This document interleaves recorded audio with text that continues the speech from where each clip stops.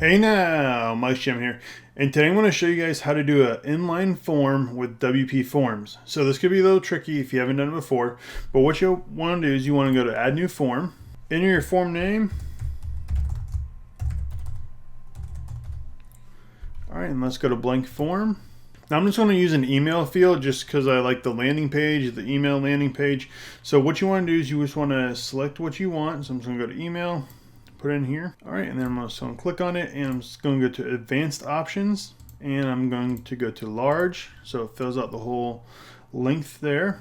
And now I'm going to go to Save. I'm at my page here, and I'm just going to go to Add Form, and it's going to be Inline Form. I'm going to Add and Update. All right, and you can see our form, it's not inline. The button is on the bottom.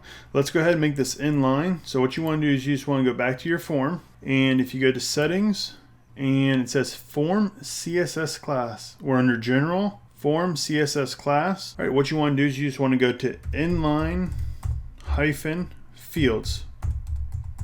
All right, go to Inline Fields and go to Save. And we're going to make another adjustment after this, but I just want to show you what it looks like right now. All right, so we went to Save, and now if we go to Refresh, that should be over here on the side. All right, but now you can see that this is uneven right here. This is uneven. What you want to do is you want to go back into your form, okay, go to Fields, and to your email field here, and you just can go to Placeholder Text, and just go to Enter Email Address, and that pops up right here.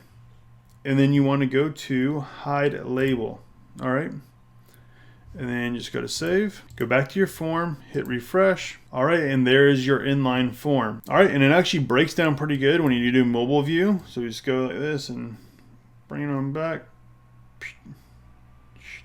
So it folds down pretty nice. All right, but that's how you make an inline form with WP Forms for your WordPress websites. Check out my other tutorials, and I'll see you in the next one.